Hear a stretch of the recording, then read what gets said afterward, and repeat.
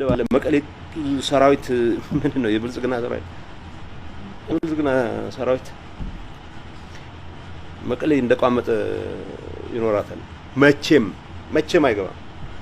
እውነትን እንነጋገር ከተባለ የብልጽግና ሰራዊት በሰላም እንኳን ጉዳዩን ብንጨርሰው ፍጹም አያትም መቀለን ሊያያት አይችልም። ምን ሊሰራ ይመጣል? በወንጀል መጠየቅ ያለበት ሰራዊት ነው ከተረፈ ማለት ነው። ትግራይን መልሼ እቆጣጠራለሁ በ10 ቀን ሲሰሙት ደጋፊዎቹ ለምን እስከ መቼ እንደሚነቁ ይገባኝ አይችልም።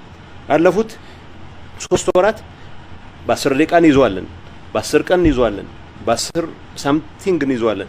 የሆነ ሰዓት ላይ ነገ ከነገ ወዲያ ሁኔታዎችን እንደገና አሁን የጀመራቸው እንቅስቃሴዎች ማክሸፋችን አይቀርም። ምንም የሚያጠራጥር ነገር የለውም። እሱ ካረግን በኋላ ከ10 ወር በኋላ ብሉ ቀጠሮ ሊይዝ ይችላል። እንደገና ከ10 አመት በኋላ ቀጠሮ ሊይዝ ይችላል። ለኛ እዚህ ጨዋታ ውስጥ ጦርነት ውስጥ የገባ ነው ለአድቬንቸር አይደለም። እዚህ ጦርነት ውስጥ የገባ ነው የኢላማ ምንድነው የተኩስ ልምምድ ሱስ ስላለብን አይደለም። መተኮስ መቻላችን ለትግራይ ህዝብ ለውና ሲባል ነው። ለትግራይ ህዝብ ቀጣይ ማንነቱ ማረጋገጥ አስፈላጊ ሆኖ ስላገኘ ነው። ስለዚህ ማድረግ እንቀጥልበታለን። ያው ቀረርቶ ቀጥሏል። ለዚህ ቀረርቶ የሚመጥን ምላሽ እየሰጠን እንቀጥላለን።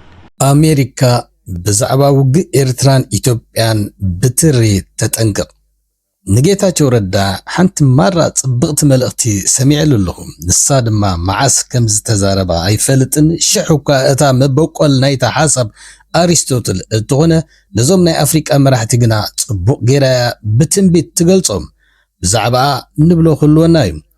ካልኣይ መገረም ዘረባ ናይ ባጫ ደበሌን ኣባዱላ ገመዳን እውን ኣሎና። እዚአን እኳ ከም ቁም ነገር ዝሕሰባ እንተዘይኮና ከም መዛነይ እንተጠቐማ መሰጋገር እንትቀመለና ዋዛ ምስ ቁም ነገር ዝሰኣነውን ኣይመስለንን። ሳልሳይ ዛዕባና እቲ ናይ አሜሪካ ፎሬን ፖሊሲ ዘውፅኦ ናይ ግጭት ሴናሪዮታት ማለት 10 ሃገራት ኤርትራ ትርከበን ኣብዛ ዓመት እዚ ናይ 2026 ተቆሎ ናይ ዓቢ ውግእ ናይ ቀጠና ዝሓወሰ ውግእ ከይውላዕ ዘውፅኦ መጠንቀቕታ ኣሎ። ብዛዕባኡ እውን ንብሎ ክህሉ ማቴዎስ ዘለዓለም ዘዳለዎ ትንተና ሒዝናልኩም ቀሪብናልና። በወገንኩም ላይክን ሳብስክራይብን ሓሳብኩም ብምፍሳስን ሼር ብምግባርን ክትተሓባበሩ እናተላበና ድሕዛ ሓጻር መሰጋገሪ ክንምለሰኩም ኢና። ሰናይ ምክትታል። እነዚህ አይነት የአእምሮ ህሙማን መሪ አድርጎ የተቀበለ ማህበረሰብ ነው ቼክ ማድረግ ያለበት ራሱ።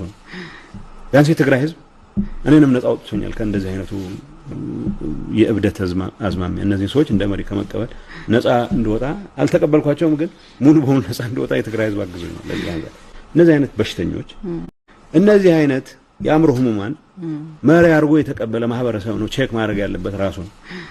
ቢያንስ የትግራይ ህዝብ እኔንም ነፃ አውጥቶኛል ከእንደዚህ አይነቱ የእብደት አዝማሚያ። እነዚህ ሰዎች እንደ መሪ ከመቀበል ነፃ እንደወጣ አልተቀበልኳቸውም፣ ግን ሙሉ በሙሉ ነፃ እንደወጣ የትግራይ ህዝብ አግዞኝ ነው። ለዚህ ሀገር እነዚህ አይነት በሽተኞች ከምዛ ኣብዛ ቪዲዮ ዝሰማዕኩማ ጌታቸው ረዳ አብይ ከም መራሒ ዘይኮነ እቲ ንአብይ ከም መራሒ ዝተቀበለ ሕብረተሰብ ወይ ስነ ልቦና ናይቲ ሕብረተሰብ ጥዕንኡ ክፍተሽ ወይ ክምርመር ኣሎ እዩ ዝብል ዘሎ ብጣዕሚ ግርምቢጥ ዝኾነ መርገፂ እዩ። ኣብዚ እዋን እዚ እቲ ናይ ህዝቢ ጥዕና ስንጎኒ ገዲፍና ካብቶም ኣለው ዝበሃሉ ዝጥመቱ ኤሊታት ኢትዮጵያ ዝኾነ ጌታቸው ረዳ ብከምዚ ንዕዘቦ ዘለና ብውርደት ተናዒቁን ድሕርዛ ቃለ መሕትት ድማ ምስ አልጀዚራ ኣብ ዝገበሮ ሄድ ቱ ሄድ ምስ መህዲ ሓሰን ኣብ ዝገበሮ ቃለ መሕትት አብይ አሕመድ ንጌታቸው ገጹን ምጽማጹን ከይትርእዩኒ ኢሉ ክሳዕ ሕጂ ብዝኣካል ከም ዘይረኸቦን ነፂልዎ ከም ዘሎን ተጻሊኡ ከም ዘሎን ኢትዮ ፎረም ኣቃሊዖም ኣለዎም። ስለዚ ድማ ጌታቸው እቲ ቀዳማይ ጥዕንኡ ክምርመር ዘለዎ ብመንፅር ትዘለዓሎ ለንስናይ ሕብረተሰብ እዩ። ነቲ ንአብይ ዘቐመጠ ክምርመር ዘለዎ ዝበሎ ንሱ ቀዳማይ ካብቶም ናይ ኤሊታት ምርመራ ክግበረሉ ዘለዎ ናይ ጥዕና ምዃኑ ዝተገንዘበ ኣይመስልን።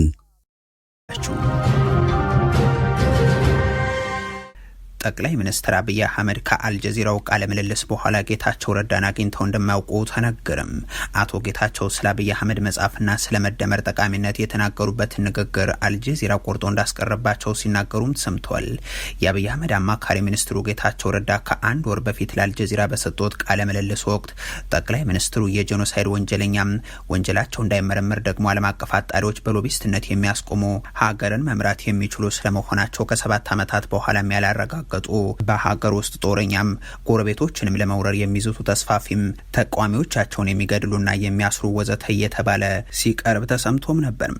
በወቅቱ አቶ ጌታቸው ረዳም አለቃቸውን በበቂ ሁኔታ ለመከላከል ጥረት አላደረጉም በሚል ሲነገር ከመሰንበቱ በተጨማሪም ከዛ ቃለ ምልልስ በኋላ ወደ ኢትዮጵያ ሲመለሱ ከኃላፊነታቸው ሊባረሩ እንደሚችሉ የሚያሳይ ገለጻም ከጋዜጠኛ መህዲ ሐሰን ተነግሮ እንደነበር አይዘነጋም።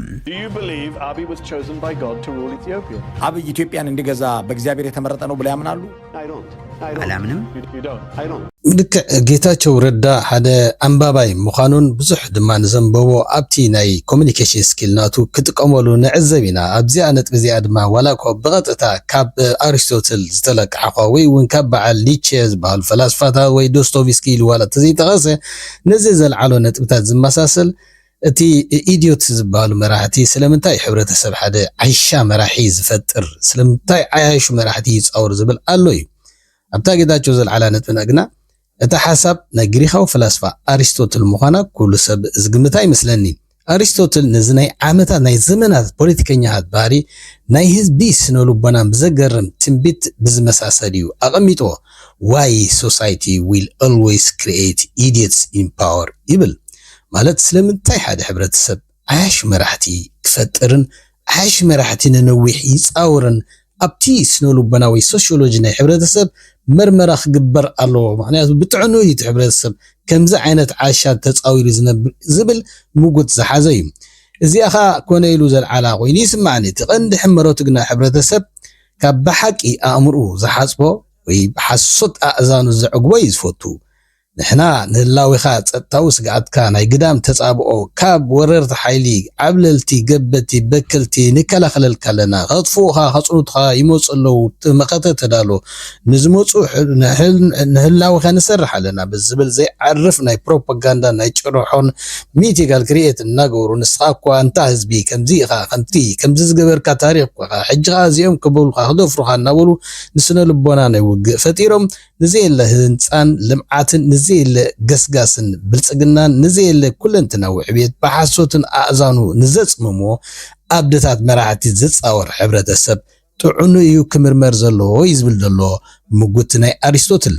ምክንያቱ ሓደ ስልጡን ንቁሕን ተባዕን ሕብረተሰብ ንሓደ ኣብዲ ጨካንን ሓሳውን መራሒ እሞ ድማ ሓንቲ ንዘየልምዕን ዘየድምዕን ዝድግፍ ሕብረተሰብ ጥዕንኡ ኣጠራጣሪ እዩ ዝብል እዩ ዘሎ። ናብታ ካልአይቲ ዛዕባና ክንኣቱ ጀነራል ባጫ ደበለ ገለ ሊቃውንቲ ምክንያታዊ ብዝኾነ መገዲ ንዝወርወሩ ቃላት ከም ናቱን ከም ተመክሮን ዘመንጭዋ ሓሳባት ኣምሲሉ ናይ ከንፈር ጂምናስቲክ ክገብር ንዝተዓዘቦ ተገሪሞም ከባጭውሉ ሰሚዕና። መቸም እታ ጠቕሲ እቲ ናይ ውግእ መወዳእታ ዝርኢ ሰብ እቲ ዝሞተ ሰብ ጥራይ እዩ ክብል ተሰሚዑ። እዛ ክላሲክ ዝኾነ ጠቕሲ እዚኣ ሓንሳብ ካብ ፕላቶያ ወፂኣ ዝብል ምጉት ኣሎ። እንተኾነ ሓንሳብ ድማ ኣይፋሉን ካብ ጆርጅ ሳንታያና ቦቂላ ዝብሉ ኣለዉ። መብዛሕቶም ድማ ንጆርጅ ሳንታያና እዮም ክሬዲት ዝህብዋ። እቲ ሕመረት ናይቲ መልእኽቲ ድማ እሱ ስለ ዘገድሰና እታ ናይ ውግእ መወዳእታ ዝርእያ ሰብ እቲ ኣብ ውግእ መወዳእታ ዝሞተ ሰብ ጥራይ እዩ ዝብል እዩ። ማለት ዓሚቕ ትርጉማ ኣብ ውግእ መወዳእታ ዝበሃል የለን። እቶም ኣብ ላዕሊ ዝጠቐስናዮም ኣብደታት መራሕቲ ብዘይ ውግእ ክነብሩ ስለ ዘይክእሉ እዞም ፈላስፋታት ድማ ነቲ ፓተርን ናይቶም ዓያሹ መራሕቲ ኣብ ውግእ ዝዕቀቡ ውግእ ሰላም ኣብ ውግእ ኮይኑ ዝረአዮም መራሕቲ ልክዕ ከምቲ ኣብ ጆርጅ ኦርዌል ዘለዎ ገፀ ባህርያት ማለት እዩ ነዚ ፓተርን ምስ ተዓዘቡ እቲ ኣብ ቀፃልነት ናይ ውግእ ተገላጊሉ መወዳእታ ናይ ውግእ ዝርኢ ሰብ እቲ ኣብ ውግእ ዝሞተ ጥራይ እዩ እምበር ካብቲ ናይ ቀፃልነትን ካብቲ ፓተርን ዝገላገል እምበር እቲ ውግእ ስንወለደታት ብዝተፈላለየ ምክንያታት ክቕፅል እዩ። ኣብድታት መራሕቲ ክሳብ ዝሃለዉ ድማ ግጭትን ውግእን ዕረፍቲ የብሉን እዩ ዘስምዕ። ኣይተባጫ ግና ነዛ ጫፍ ጥራይ ሒዙ ንዘይ ይፈልጦን ንዘይ መርመሮን ዘይ ገንፀሎን ዘይ ዳሃሰሶን ጭሩሕታት ብድፍረትን ኣብ ዘይ ቦቱን ክቐመጧ ምስ ተዓዘቡ ከባጭውሉ ተዓዚብና ዝሞተ ደኣ ከመይ ገይሩ መወዳእታ ናይ ውግእ ክርኢ ከም ዝሞተ ይርድኦዶ ይስቆሮዶ ናይ ድሕርሞት ዘሎ ስነ ልቦናን ሳይንስን ባዮሎጂን እንታይ ከም ዝመስል ኣባዱላ ኣብታ ጥራሓ ጎርወኛ ዝኾነት ሽኩንኡ ኮራሕራሕ ከብላይና ተዓዚብና ናይ ኣባዱላ ገመዳውን كم ناي باچا زفلي كونن اسك احبر ابغابر كم زبحال حبتامو ايالو نزي ابادلا غومداسك زخون غرف فبللي صنحلنا دما ملسكم የሚስቁ እንደው ይገርማል። አሁን የእውነት በረከት ስምዖንን አባዱላ ሲተች ስትሰሙ ምን ያህል የዘመን ፍጻሜ መድረሱን የሚያሳይ አይደለም? ቱ ቢ ሆነስት የበረከት ስምዖን ችግር እንዳለ ሆኖ በረከት የሚከሰስበት የሚጠየቅበት ነገር እንዳለ ሆኖ እግዚአብሔርን ካልፈራ በረከት ስምዖን እንደ አባዱላ አይነት ሰዎችን በቀን 50 እየፈጠረ መዋል ይችላል። አባዱላ ለምትፈልጉት ሰዎች በረከትን አገኙትና ብዙ አባዱላ እንፈልጋለን በሉት፣ በቀን 50 መስራት ይችላል። አባዱላን 50 አባዱላ እያመረተ ሊሰጣችሁ ይችላል። በረከት ስምዖን ጠይቁት። ኦዴዶች አባዱላን ከፈለጋችሁት በቀን 50 እንደ አባዱላ አይነት በቀን 50 መስራት ይችላል። በፖለቲካ ግንዛቤ አረዳድና ምናምን አባዱላ በረከትን ሊተች ማለት እንዴ! በየ3 ደቂቃ ሁለት አባዱላ ይሰራ እግዚአብሔርን ካልፈራ። ናብታ ሳልሲቲ ዛዕባና ናይ መወዳእታ ዛዕባና ክነትወኩም ጉዳይ ናይ ኣሜሪካ ፎሬን ፖሊሲ ዘውፅኦ ተሪር መጠንቀቕታን ትንተናን እዩ። እዚ ጉዳይ ዛብ 2026 10 ሃገራት እተን ገሊአን ኣብ ድሮ ኣብ ውግእ ፀንሐን ዝባርዓሉ ኩነታት ክህሉ እዩ ዝብል እዩ። እተን ገሊአን ከዓ ሓድሽ ከምዚ ናይ ኤርትራን ናይ ኢትዮጵያን ብዝምልከት ክባርዕ ልዑል ትኽእሉ ከም ዘሎ ነዚ ንኸይግበር ድማ ተሪር መጠንቀቕታን ሕፅንታን መፍትሒን ዘዳለወ ፀብፃብ እዩ እዚ ሒዝናልኩም ቀሪብና ዘለና። ፎሬን ፖሊሲ ማለት በአሜሪካ ዝወፅእ ናይ ወፃኢ ፎሬን ፖሊሲ ዝወፅእ ዝኾነ መፅናዕቲ ሪሰርች ምስ ናይ ክራይሲስ ግሩፕ ድማ ምትእሳር ከም ዘለዎ ነቲኦም ቲንክ ታንከርስ ዝበሃሉን ሪሰርቸርስ ነቲ ኩሉ ኩነታት ናይ ዓለምና ብግቡእ ተንቲኖም ፕሬዲክት ዝገብሩ ወይ ሴናሪዮታት ዘቐምጡ ምዃኖም ብተደጋጋሚ ቅድሚ ሕጂ ክነቕርበልኩም ፀኒሕና ኢና። ኣብዚ ክገልጾም ዝፀንሑ ብዘናይ 2026 ወፂኡ ዘሎ ብዝክልተ መዓልቲ ወፂኡ ዘሎ ፀብፃብ ከም ዝሕብሮ ኣብዚ ዓመት እዚ ከቢድ ውግእ ዝባርዓሉ ዝቕፅለሉን 10 ሃገራት ድማ ኢሉ ካብ ዘቐመጠ እቲ ሓደ ኣብ መንጎ ኤርትራን ኢትዮጵያን ክውላዕ ልዑል ተኽእሎ ዘለዎ ውግእ ከም ምዃኑ ኣቐሚጡ ኣሎ። ብዝለዓለ ስግኣት እዩ ተቐሚጡ ዘሎ። እተን 10 ሃገራት ኢሉ ዝጠቐሰን ዝኾነ ስጉም ተወሲዱ ውግእ ከም ዘሎ ዘጠንቅቕ ሓበሬታ እዩ። እዚአን ሃገራት እዚኣተን ድማ ቬኔዙዌላ፣ ሱዳን፣ ኢትዮ ኤርትራ ከምኡውን ማልን፣ ቡርኪና ፋሶን፣ ዩክሬንን፣ ሲሪያ፣ እስራኤል ምስ ፍልስጤም፣ እስራኤል ኣሜሪካን ኣንጻር ኢራንን ሕትን፣ ሚያንማር ከምኡውን ኣፍጋኒስታን ምስ ፓኪስታን ዝብል ዝርዝር ኮይኑ እተን ገሊአን ድሮ ኣብ ውግእ ዝፀንሓ ኮይነን ኣብዚ ዓመት እዚ ብዝለዓለ ክዓርግ ወይ ኢስካሌት ክገብር ከም ዝኽእል እዩ ዘጠንቅቕ ዘሎ።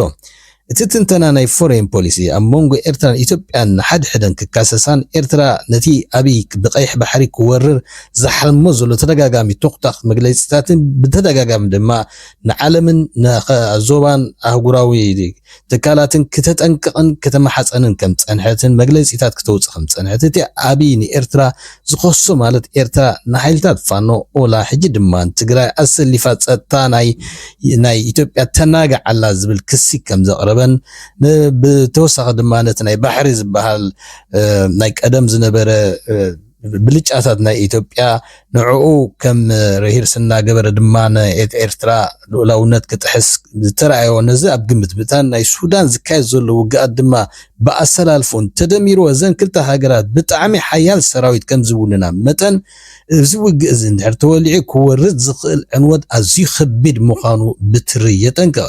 ነዚ ድማ ይብል እቲ ፀብፃብ ቀንዲ ኣሜሪካ ዝላቶ ንኣስመራን ኣዲስ ኣበባን እናተመላለሱ ወይ ድማ ከይዶም ናብኡ ደው ዘብልሉ ነዚ ውግእ ከይተኸፍተ ከሎ ደው ዝብልሉን ከምኡውን በዓል ቻይና ኤውሮጳዊ ሕብረት ሃገራት ወሽመጥ ቱርክየ ውድብ ሕብራት ሃገራትን ብዝለዓለ ክፅዕሩ ይላቦ እንተኾነ ኣብይ በዚ ዘለዎ ፍራስ ቁመና እቲ ፎሬን ፖሊሲ ዝሃቦ ሚዛን ነቲ ኣብይ ካብ ጎረባብቲ ሃገራት ይኹን ካብ በዓል ኢማራትን ካልኦት ሓገዝ ዝብለንን ሃገራት ካብ ሩስያ ብተደጋጋሚ ብመዓት ካርጎታት ዝተፃዕነ ኣብ ኤርፖርት ናይ ደብረ ዘይትን ኣብ ናይ ዝተፈላለዩ ኤርፖርት ጋዕዝ ከም ዘሎ ኣጽዋራት ድሮናት ኣሎ ዝበሃል ኣጽዋር ይእክብ ከም ዘሎ ነዚ ነቲ ስጋት ገይሮም ዝርእዎ ዘሎ ኣብቲ ሚሊታሪ ኮላፕስ ማለት እቲ ኢንስቲትዩሽን ናይ ጸጥታን ናይ ወታደራት ናይ ኢትዮጵያ ኣብዚ ዝሓለፈ ውግኣት ናይ ፋኖን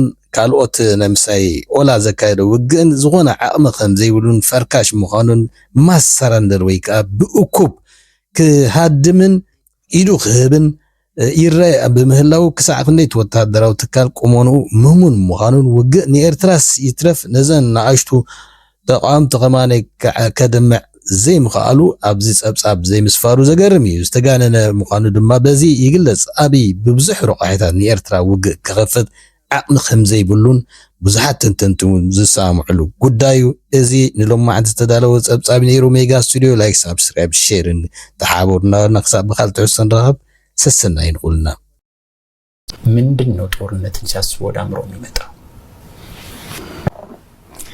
የጦርነትን አስከፊነት የሚያውቅ የሞተ ሰው ነው። የመጨረሻ የጦርነትን መጨረሻ የሚያውቅ የሞተ ሰው ነው። አለቀ። ጦርነት ማለት ክፉ ከሚባሉ በዓለም ላይ ከተፈጠሩ ክፋቶች በሙሉ የመጨረሻው ክፉ ነገር ነው።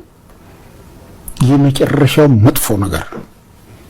ምንድን ነው ጦርነትን ሲያስብ ወደ አእምሮ የሚመጣው? የጦርነትን አስከፊነት የሚያውቅ የሞተ ሰው ነው።